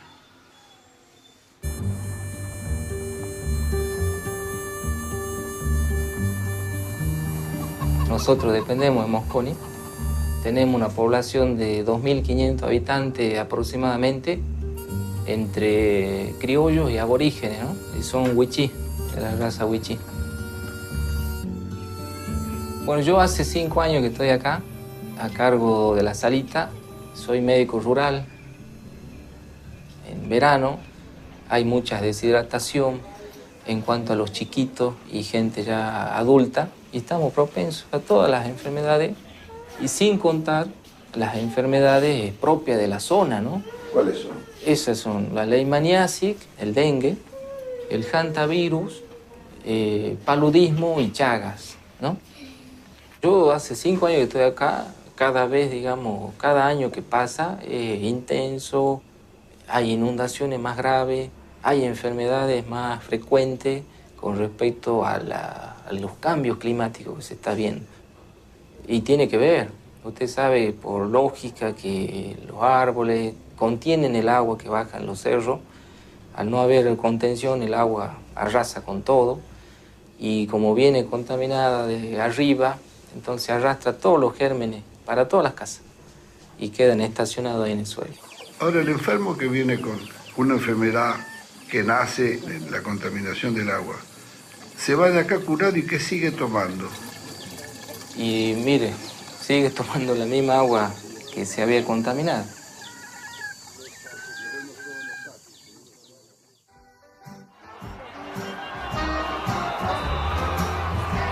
Néstor Kirchner comienza su mandato con medidas progresistas. Renueva la Corte Suprema de Justicia, deroga las leyes de impunidad de la dictadura, rechaza el plan ALCA del presidente Bush y no reprime la protesta social. Cristina Kirchner sucedió a su marido en la presidencia, continuando su proyecto y la política de derechos humanos. Impulsó la asignación por hijo, recuperó para el Estado los fondos de pensión y aerolíneas argentinas. Pero las medidas progresistas de los Kirchner fueron el contrapeso de la continuidad de las políticas privatizadoras de los recursos minerales y petroleros. Néstor Kirchner fue más lejos que Menem. Acordó la modificación de la ley de hidrocarburos y traspasó los yacimientos a las provincias. Las concesiones petroleras fueron prorrogadas por 30 años. Por primera vez, se firman contratos de exploración en la plataforma marítima continental, donde se encuentran las mayores reservas argentinas. El Atlántico Sur e Islas Malvinas son nuestra gran pampa sumergida. Se calcula que la riqueza de esta cuenca petrolera es varias veces mayor a la del Mar del Norte. En nuestra plataforma submarina continental seguramente hay muchos yacimientos petroleros. Tenemos que recordar que YPF desarrolló exploraciones en esta zona. Tan es así que contrató 2 plataformas submarinas que se llamaban Mosconi y Liberación. Alguna de ellas pudo trabajar, y desde el Mar del Golfo, YPF estudió el petróleo en esta zona. También lo hizo en la zona de Ushuaia. Ya en el año 73, un estudio de Naciones Unidas hablaban del Kuwait argentino. La cuenca petrolera que rodea las Malvinas llevó a Inglaterra a defenderla con la guerra y a desconocer las resoluciones de Naciones Unidas que piden un acuerdo. El Reino Unido ha construido en las islas una poderosa base militar y están extrayendo petróleo.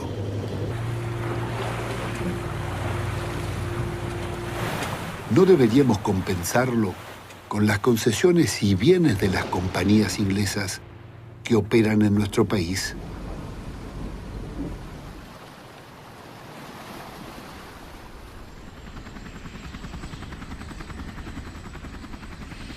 La nueva ola de privatizaciones lanzada por Néstor Kirchner comenzó con la escandalosa prórroga del contrato de Cerro Dragón.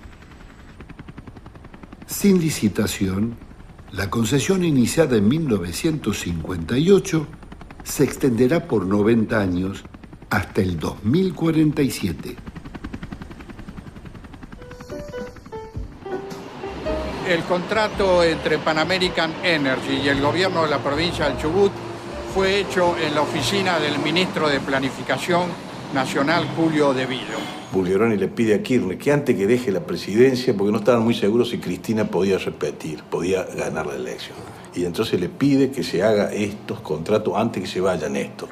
Ese contrato por muchos motivos es dañino. Primero, porque se firmó 10 años antes de que venciera. 10 años antes se prorroga por 40, es decir, casi hasta su agotamiento. Por eso nosotros hablamos de enajenación y por eso planteamos la nulidad judicialmente. Es decir, que por la característica del tiempo puede decirse que es un contrato a perpetuidad. Nosotros hicimos el amparo desde el nacionalismo petrolero como peronistas y radicales y irigoyenistas, digamos. Pero, aún desde el punto de vista del negocio petrolero, esto fue escandaloso. Porque los estados petroleros reclaman no menos del 40% de la renta. Y acá se han contentado con el 2 histórico más 3 puntos, que son los espejitos de colores con que nos quieren convencer de que fue un gran negocio. Ese contrato tiene un valor de 50.000 millones de dólares. Se hizo entre gallo y medianoche, sin cumplir con ninguna formalidad y sin cumplir con la Constitución de la provincia del Chubut. Y la legislatura lo votó, salvo 2 radicales, votaron el resto. Con radicales y peronistas se aprobó este convenio. Las empresas petroleras eligen candidato a presidente como se hacía en la década infame en la Argentina. Y así se siguieron varios gobernadores, Sovich, Neuquén, Zapac. De las 10 provincias que tienen yacimientos petrolíferos o gasíferos, 9 están endeudadas y con déficit fiscal. Esto es único del mundo. No pasa que en el mundo que un país con petróleo sea deficitario. Las provincias petroleras continúan tan pobres como antes, pero han perdido sus reservas. Hoy Argentina importa gas y fuel oil para alimentar el 85% de su matriz energética, que es altamente contaminante. El responsable directo de esta política es el ministro de Planificación, Julio De Vilo. Por ahí algunos dicen que hay pocas inversiones. Los privados nacionales solamente tenían el 8% del producido de energía. Hoy tienen el 23%. Hemos generado un profundo proceso, no de estatización, de argentinización de nuestros recursos energéticos. La política de argentinización pretendió hacer creer que el Estado comenzaba a recuperar los activos energéticos. El caso de la compra del 15% de YPF fue paradigmático. En vez de hacerlo para beneficiar al país, Kirchner lo hizo a favor de sus amigos eskenazi, banqueros de Santa Cruz. Detrás del traspaso había un arreglo político con los españoles. Los nuevos dueños compraron sin plata. Los eskenazi, de acuerdo al contrato, no ponen dinero. Ellos pagan con un crédito que le dan los bancos por 1.000 millones, un crédito a Repsol por 1.000 millones y un adelanto de los dividendos 2006 que Repsol le cede a ellos por 200 millones. Ahora se la vuelve a hipotecar financieramente porque parte del contrato es que firmaron es que 90% de las ganancias de YPF deben ser pagadas como dividendos. Y a abril del 2010 ya han girado casi 4.800 millones de dólares desde que compraron. Y las reservas siguen bajando. Usaron el dinero de YPF para Brasil, para Libia, para el Golfo de México. la Argentina se transformó en su vaca lechera, algo que no les interesa, pero que no pueden vender. Muchos decían, en verdad YPF debería haber comprado Repsol. El misterio de la compra de YPF sin plata estuvo en los aumentos de las naftas que el gobierno le autorizó a Eskenazi. Hoy nos cuestan 150% más.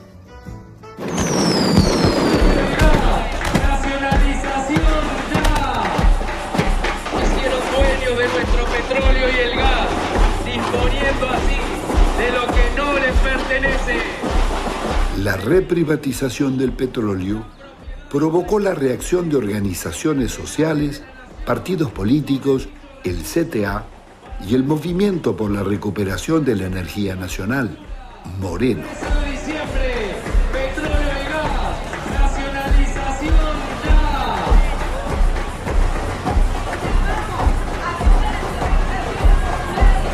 Honor y gloria a los trabajadores YPFianos, a los trabajadores del petróleo, a los trabajadores del gas, aquellos que han sabido hacer patria.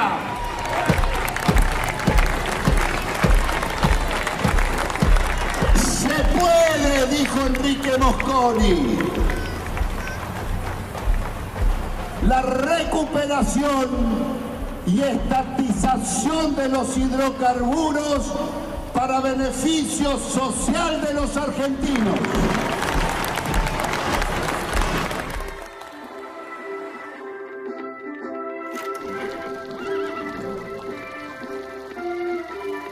La defensa activa de nuestro petróleo se produjo a fines de la presidencia de Hipólito Yrigoyen, cuando se toma la decisión de desarrollar yacimientos petrolíferos fiscales.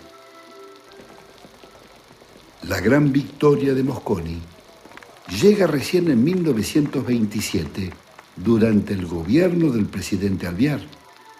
La Cámara de Diputados aprueba el proyecto de nacionalizar el petróleo.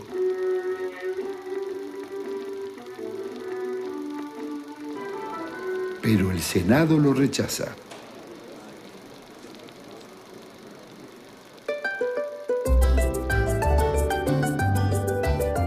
Las ideas del nacionalismo se expandían por América Latina desde la Revolución Mexicana y la Reforma Universitaria de 1918, que apelaba a erradicar el colonialismo mental. Eran los tiempos antiimperialistas de la Torre y el socialismo de Mariátegui en Perú y las luchas de Sandino en Nicaragua.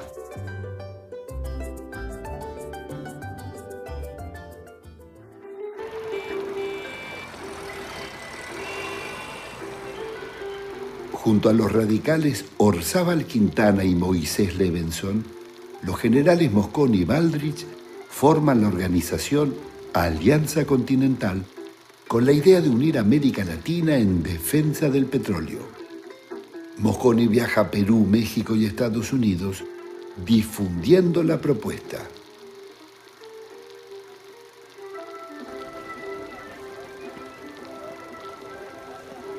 El nuevo triunfo de Mosconi se produce en 1929, cuando toma el control del mercado de combustibles y puede romper el dominio de los trus.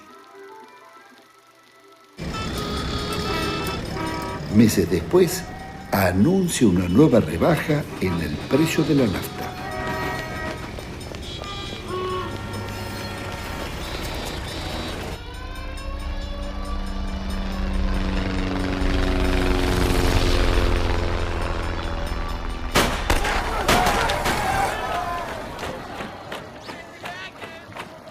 La reacción petrolera se produjo con el golpe militar del general Uriburu, que destituye al presidente radical Hipólito Yrigoyen.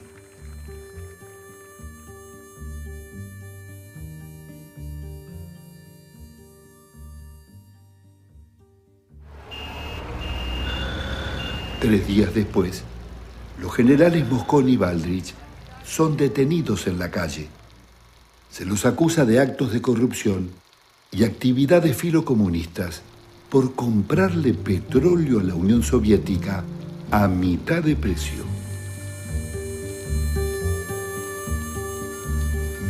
Mosconi es condenado al exilio y lo embarcan hacia Europa. En 7 años de gestión, ha multiplicado 400 veces el capital inicial de YPF.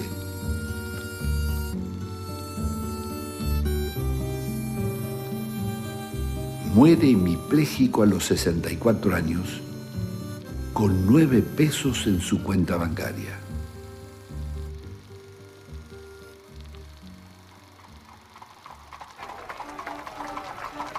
Elegido en elecciones fraudulentas, en 1932 asume la presidencia el general Agustín Justo. La joven izquierda radical enfrenta la década infame. Arturo Jauretche, Luis de Lepiane, Homero Mansi y Raúl Escalabrino Ortiz fundan Forja y salen en defensa del petróleo. El ejemplo de YPF se expande por América Latina. En 1938, el presidente mexicano Lázaro Cárdenas nacionaliza el petróleo. Una década después, en Brasil, el gobierno de Getúlio Vargas crea Petrobras y Juan Perón hace nacer Gas del Estado.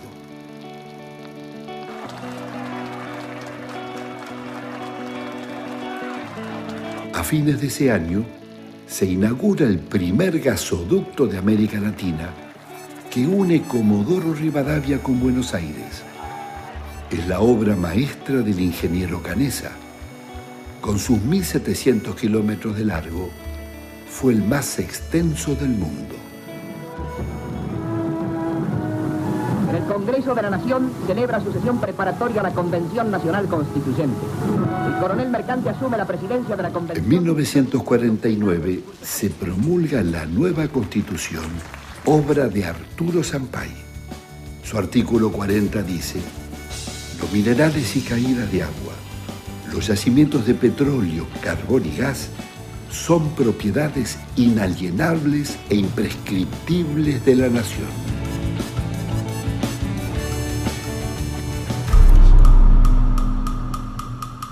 Lo que se ha hecho con yacimientos petrolíferos fiscales, al hacerla desaparecer, yo diría que es una de los pecados de lesa humanidad que se cometieron en nuestro país. Es imposible que un país pueda tener una política petrolera, incluso una política energética autónoma, sin una empresa petrolera estatal. Ninguno de los otros países de América Latina que tuvo su empresa petrolera estatal la privatizó.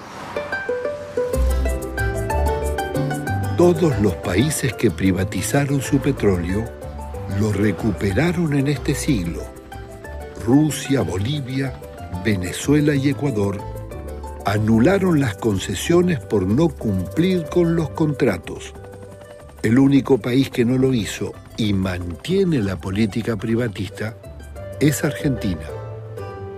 La brasilera Petrobras pasó a ser líder en extracción marítima, realizando millonarias inversiones con fondos públicos y sociales. La venezolana PDVSA fue rescatada por el gobierno de Chávez de operaciones de vaciamiento que la habían paralizado y comenzó la explotación de la Franja del Orinoco, una de las mayores reservas del mundo. En Bolivia, las movilizaciones contra la entrega del gas a los Estados Unidos abrió el camino al gobierno de Evo Morales y la nacionalización del petróleo. Su renta le permitió acabar con el analfabetismo.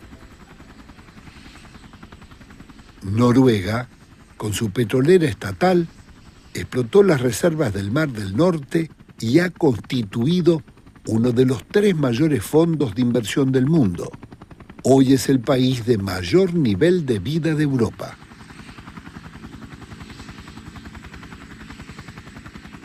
En Argentina, la YPF de Mosconi se autofinanciaba con la emisión de bonos que suscribían los ciudadanos. En los años 60, el Fondo de Energía permitió realizar los gasoductos y las represas hidroeléctricas.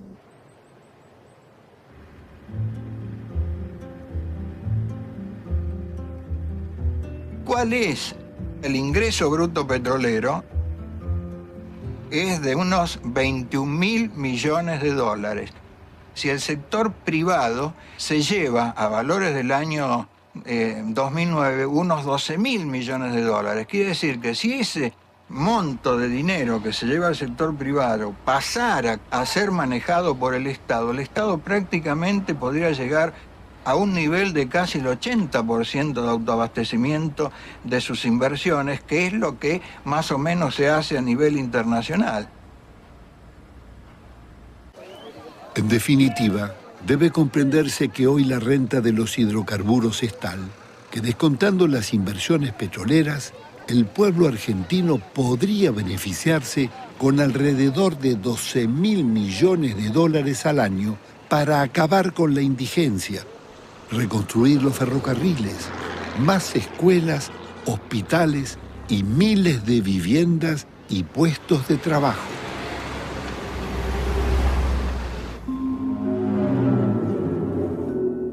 Lo que hay que hacer es una empresa petrolífera federal, estatal federal, donde las provincias y la nación sean las dueñas del recurso, estén en los directorios, se elijan como corresponden, donde los cargos se llenan por concurso, donde no hay injerencia, y es el Congreso, de alguna manera, el que controla, y si la empresa no cumple, eso le cuesta la cabeza al que la conduce. Yo creo que la renta petrolera debe estar al servicio de la población y cada provincia tendrá que conseguir un acuerdo nacional o un acuerdo interprovincial para hacer una gran empresa nacional con el necesario contenido federal. El ejemplo más claro es lo de Venezuela, ¿no es cierto? Eso le llaman sembrando petróleo, que es una relación directa de la empresa, de los recursos que tiene la empresa con el conjunto de la población periférica. Eso hace que la gente sienta que la empresa más directamente sea de ellos. Que el petróleo no es de los trabajadores ni siquiera del Estado, es que es del conjunto de la población. Y ya nosotros decimos mucho que la escuela argentina, que la universidad argentina puede hacer mucho por eso.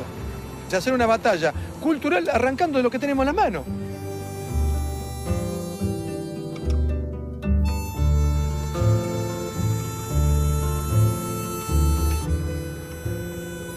Las mayores luchas por la defensa del petróleo se dieron en el norte, junto a la frontera boliviana. En un aniversario del asesinato de Aníbal Verón y sus compañeros, Pepino nos contó la batalla que se libró frente y dentro del cementerio. Las fuerzas de seguridad capitularon ante el pueblo de Mosconi. Y la atropelló la gendarmería y la policía, pero la gente acá salió de las tumbas, parece que resurgieran los muertos, pero era gente humana, gente común y corriente de este pueblo que se defendía en esta represión. Y logró desalojar a la policía y a la gendarmería y la logró llevar de vuelta a la ruta. Entonces nos parecían que era una película, y parecía que era la película del Vietnam, cómo surgía la gente del suelo. Y después el mismo comandante de gendarmería pedía por favor que venga la monja, el cura, a hacer la paz.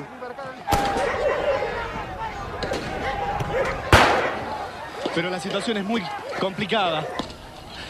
Se están reagrupando, esto se torna muy difícil. La infantería arremete contra los piqueteros. Ahí ha explotado un tanque con combustible. Ha tomado la intervención. ¡Ah! Están tirando.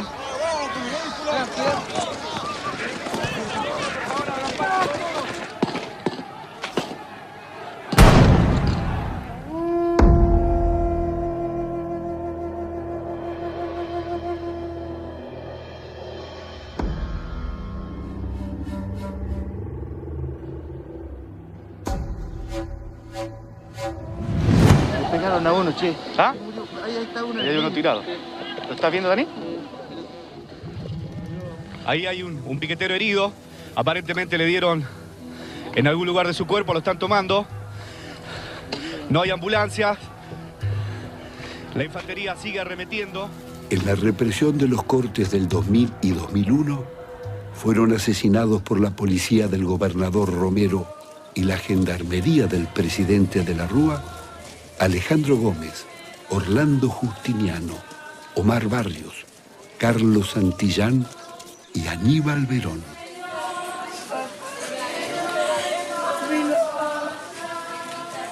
Papi. Papito. Papito. Papito.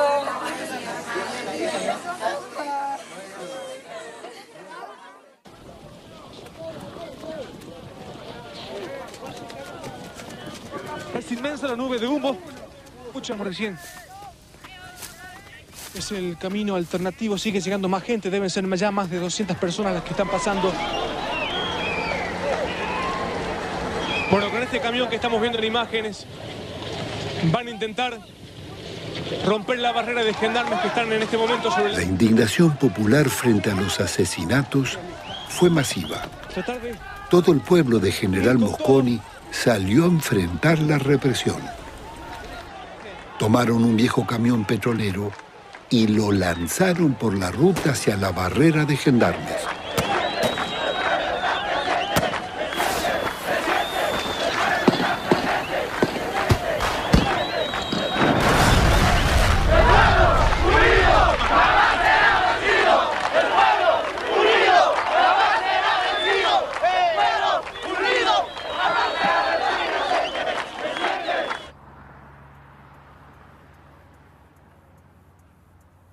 Entonces estas son victorias que se consiguieron muchos puestos de trabajo a través de estas acciones, ¿visto?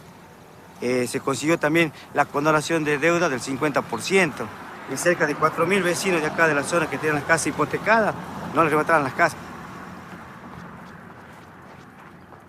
No estamos pidiendo ni rogándoles, estamos exigiendo que nos devuelvan lo que nos corresponde, ¿no?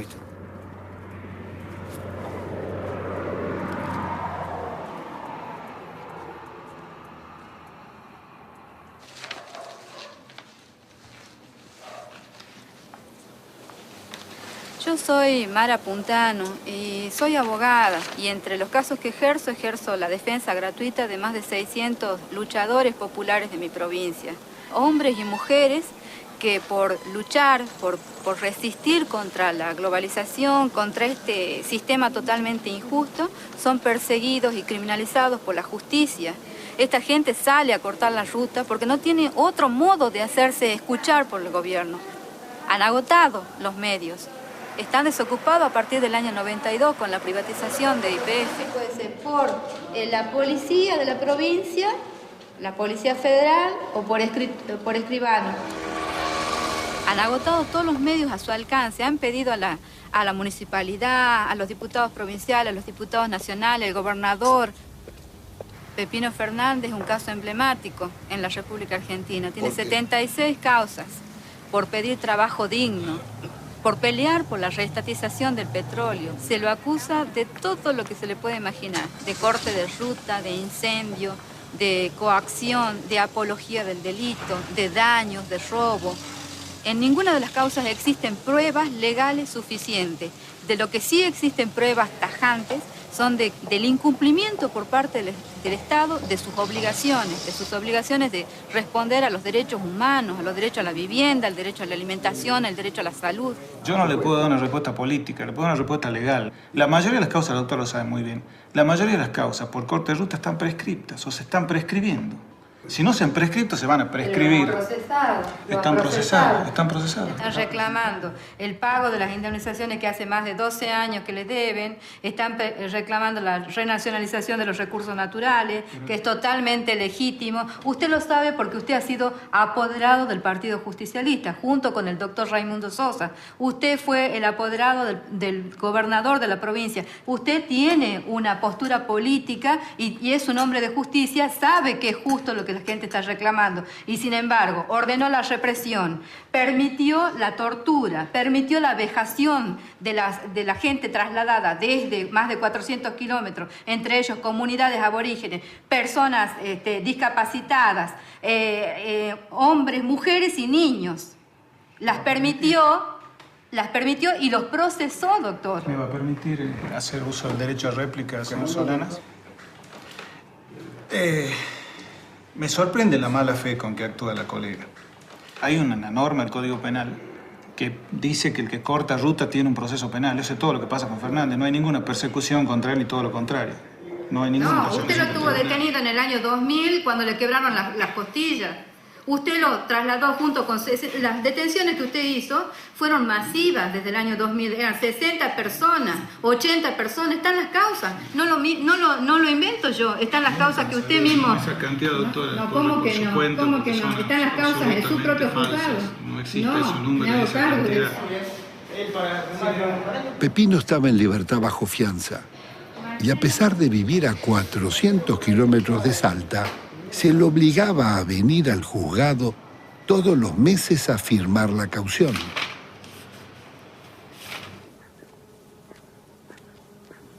Cada triunfo que nosotros tenemos, pero es una batalla enorme que nos da unas vitaminas, una fuerza para seguir peleando. ¿Cuáles son esos triunfos? Y el triunfo es tener 600 luchadores populares encausados, pero libres, con fuerza, construyendo todos los días, dando ejemplo de que se puede cambiar, de que la dignidad sirve. Por eso también decimos que es tan salvaje la represión, porque la resistencia, la semillita de resistencia es muy fuerte. Los desocupados que defiendo son los que han tenido que tomar la función del gobierno. Funcionan como un municipio paralelo, dan soluciones. El triunfo de la UTD fue transformar su conciencia resistencial en iniciativas y propuestas de trabajo para cientos de desocupados. Repensaron la ciudad de Mosconi como si fueran un gobierno paralelo y de la nada inventaron más de 120 proyectos. Repararon escuelas y edificios públicos, reforestaron las avenidas, crearon una sede universitaria, organizaron cursos y talleres. Bueno, la idea es de la recolección de la botella de plástico, que realmente con esto se hacen cortinas, se hacen sillas, mesas, se pueden hacer coberturas para las puertas, ventanas. Acá se aprende a molar, a soldar. Estas reparaciones son todas gratuitas. Piensa que a nosotros dicen que nosotros estamos locos y tenemos ideas faraónicas. El trabajo de hormiga rinde.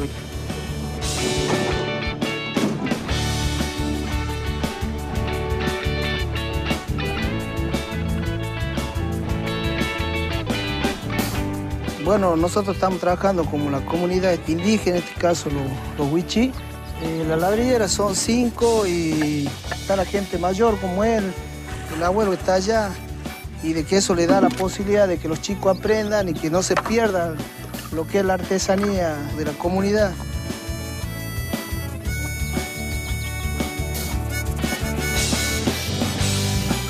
Este es el barrio de la Unión de Trabajadores Desocupados. Acá hay 380 personas trabajando. Trabajan mujeres, trabajan comunidades aborígenes. Son 20 cooperativas de 16 personas.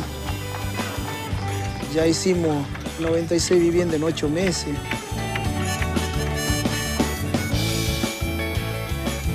Bueno, este es un vivero que hicimos bajo las torres de perforación, donde plantamos plantas nativas que nadie quiere porque no da ganancia. Bueno, acá tiene el apacho colorado, el apacho amarillo, tiene la tipa colorada, la fata, cedro negro, cedro oram, después tiene algarrobo, mato paraguayo, palo amarillo. Son diferentes clases de plantas, ¿no? Son de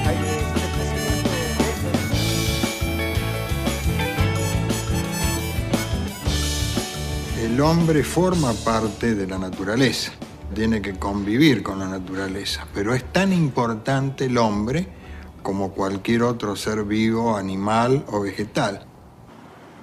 Con los hábitos de consumo que tiene la sociedad, vinculada obviamente al capitalismo y al neoliberalismo, los recursos fósiles en el año 2050 no alcanzarían si la humanidad mantiene sus tasas de crecimiento y de consumo para satisfacer un estilo de vida. Entonces tiene que cambiar los patrones y las pautas de consumo.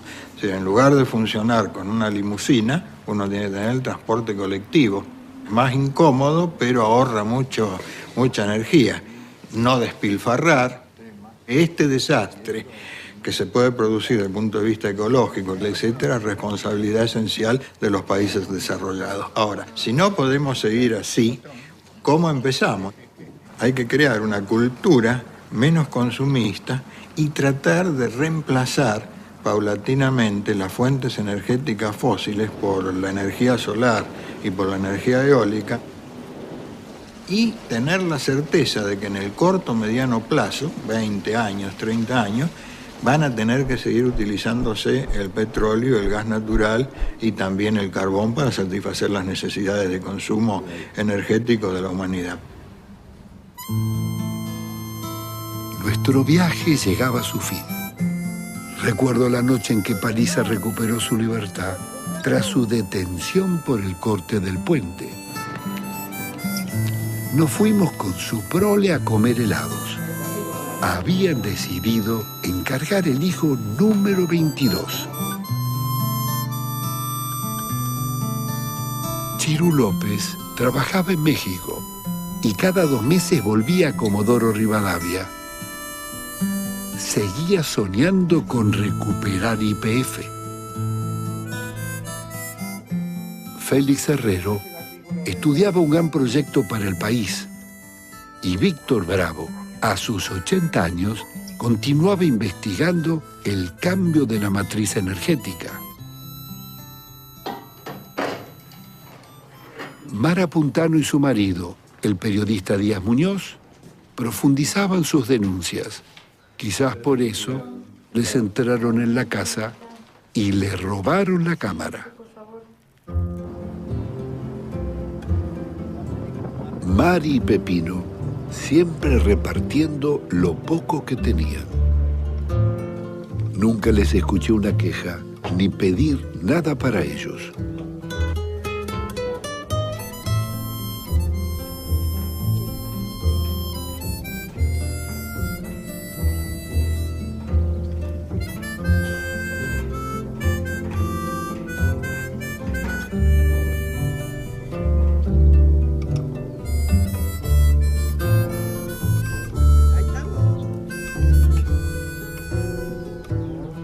La última vez que nos vimos, mateamos en el tanque de agua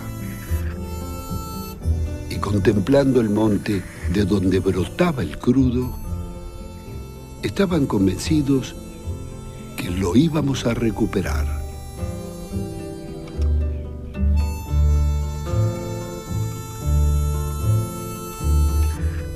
Era inevitable como aquel amanecer. Lo que moría no era la noche, sino la era. Mientras llegaba a los tranquitos el nuevo día.